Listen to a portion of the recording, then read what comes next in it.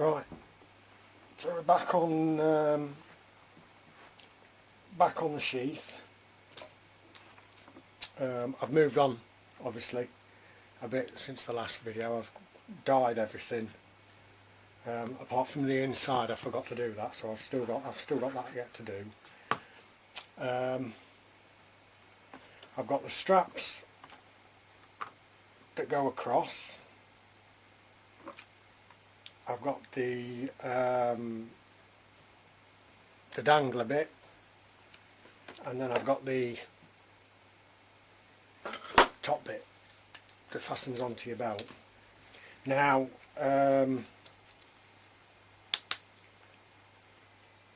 this strap for this one is slightly narrower than the one I originally, my personal one. That's because, have I got one here? No, get my box. That's because when I went to the Identity Store leather sale, they'd got D-rings on sale, 5 for £1. I saw them, I thought, oh, I'll need some of them. Grabbed a handful, well, I grabbed 10. What I really didn't realise was they're only an inch. So I've had to redesign the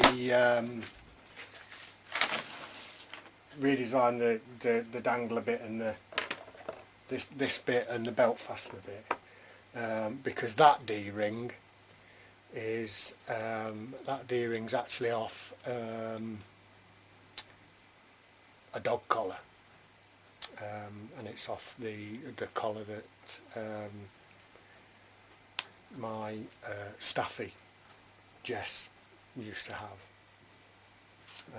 but when we had to have her put to sleep a number of years ago, I kind of kept hold of that. But anyway, that's a different story. So I'm moving on. Yeah, right, so you'll notice obviously this one is a lot darker. Hopefully you'll be able to pick that, you should be able to pick that up. This one's a lot darker. Now hopefully, I'm hoping over time that will lighten up. It is already starting to lighten up in places. The same with on here. You'll not be able to see it because, like a fool, I've got the camera pointing it towards the window, so I've got daylight coming in and it's affecting it. But here it is starting to lighten up. So eventually, and when it's folded, I don't think you can pick that up. But when it's folded as well, it does lighten up. So eventually, it will lighten up. I don't want to hang on to this until it's all lightened up. I need to get this out and get it up north, up to Big John, Northeast Bushcrafter. So that's why I'm cracking on. I don't want to delay this any longer. So it's been dyed. It's had the dye on it.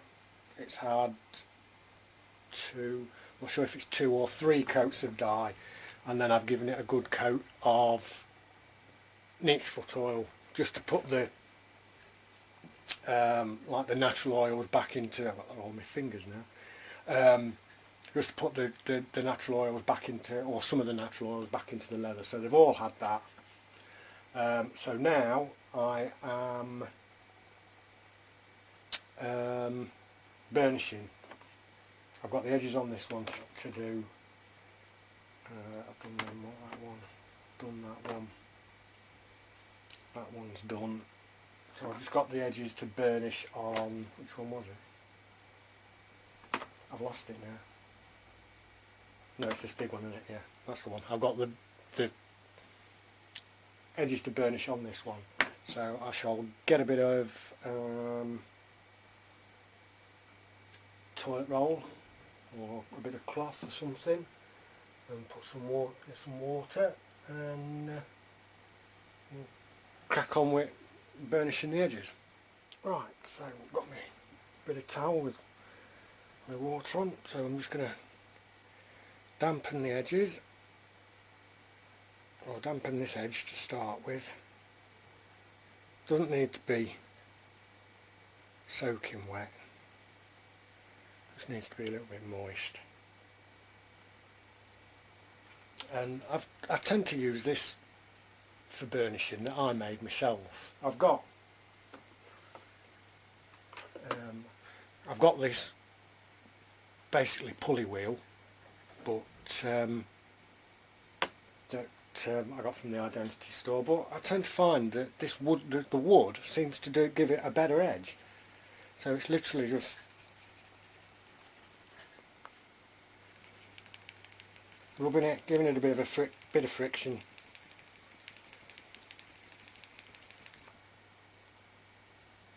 And when you feel it, when you run your finger along it, you can tell that it's done, because it's not very rough. This side I can feel roughness, but here where I've done it up to like here, feels smooth, and then it gets rough.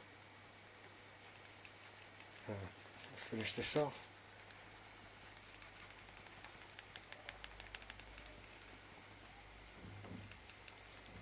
I can hear motor mouth in the background. Can you hear that? Anyway, I'll bring you back when I've done the rest of this. Right, now what I'm doing now, while I'm waiting for that inside bit to dry, I need to put some a waterproof coating on these bits. So I've got a yogurt, or half a yogurt pot here, that's got Resolene in it, and it's about 50-50 Resolene and water, and I've got a damp sponge. And now it's just a case of dipping the sponge in the Resolene and then giving it a wipe over.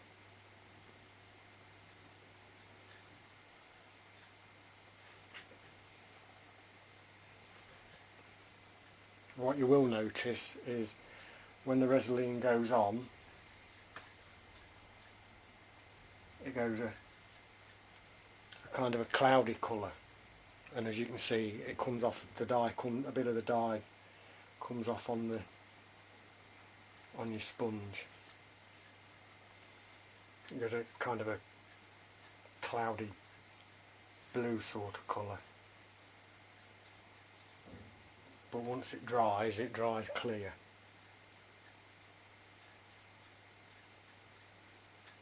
And you can put as many coats on as you want.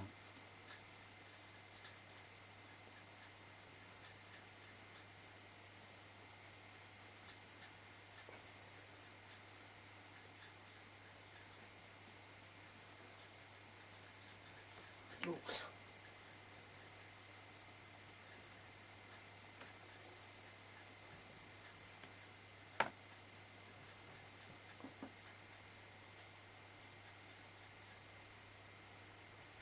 I've tried various ways of doing that,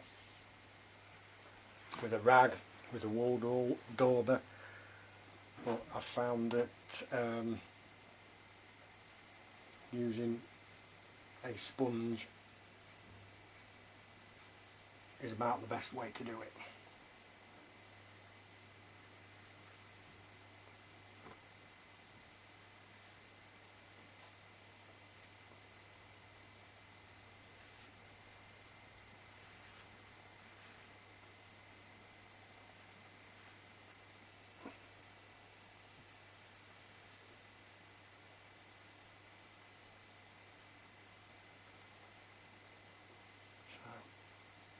Just let that dry off now, and then I've mixed up too much of that really, but then it'll be a case of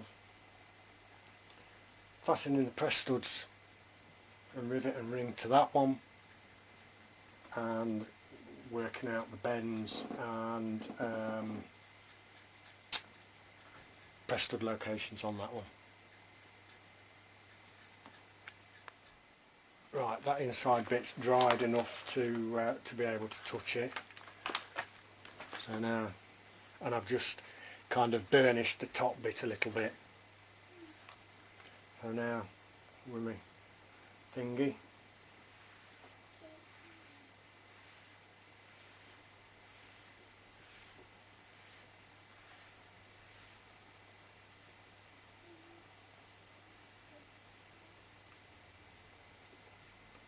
just give it a bit of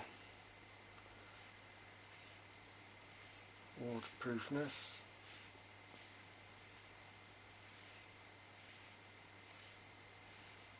Well, can you pick that? No, I don't think you'll pick the whiteness up of it.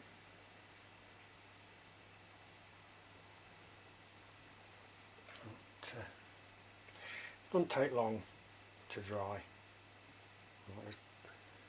There's patches of it. Well, I think there's patches of it anyway. Don't think that's a bit that I've missed. I'll go over it just once more just to make sure.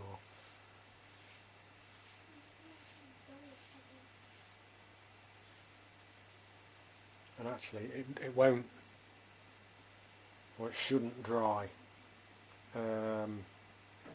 streaky. But I might just